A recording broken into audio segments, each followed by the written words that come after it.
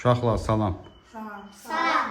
Sizi təbrik edirəm. Axırıncı Novruz videomuzun şos videosuna 300 min baxış gəlib. Bugünkü oyunumuz nədir? Cəzalı deyil, ancaq hədiyyəlidir. Səid oyunu bir dənə izah elə. Bakın, buradan bir dənə top götürürük. Sola dəymək şərtilə ya buradakı ödüllərə ya da salırsınız, belə deyil. Bunun isə girərsə, ödülü alırsınız. Əgər girməsə, o birisini verir. Bir dənəsini göstər Səid. At göstər. Məsələn, baxın, belə vurdunuz. Girdik, o birisini keçsin. Amma məsələn, siz belə tutmasanız, sayılmır.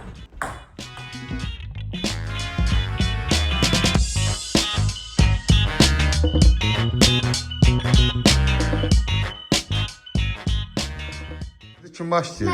Öz aranızda bölüşdürün. Birinci kimdir, ikinci kimdir, üçüncü kimdir? Birinci ben, ikinci sen. Ben birinci. Yal ikinci. Sonra üçüncü kimdir? Ben. Enver sırada Seyit. Ha, elə başlayaq. Hərə bir dəfə atır. Aha. Ödüzdün eşlə. İkinci Raul. Çox acayip götürmeyin. Buradan götürmeyin.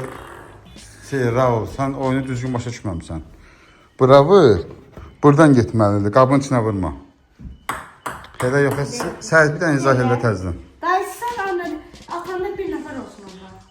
Sırayla gəlsinlər, belə gəlsinlər. Yox, bir yerdə olsunlar qalır, heç bir problem yox. Şimdi al bak. Tekrar göstereyim. Bak böyle bak. Bak sonu değil. Bak böyle. Bak işte. Qabın içində qalmalı. Qabın içində qalsa udursuz. Elnar sənsin, al. Sən də uduzdun. Səiddir. Ha, Səid barını utdu. Təbriklər Səidi, təbriklər. Səid onun götünü qoy qırağa. Görə axırı kimin çox hədiyyəsi olsa, o qalib gələcək. İndi birinci ben. Yox, sən atmadın. İndi Elmarın odasıdır. Anne hele atmıyorlar. Elma hele yok. Toplu qoyulur. Abim kazandı. Yox, başlayın.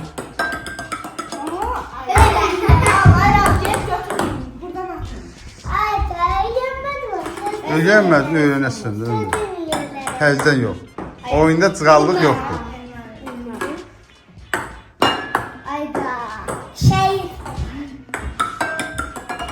Səid haqqın yolunu tapıb. İkinci hədiyyəsini götürür Səid. Təbriklər Səid.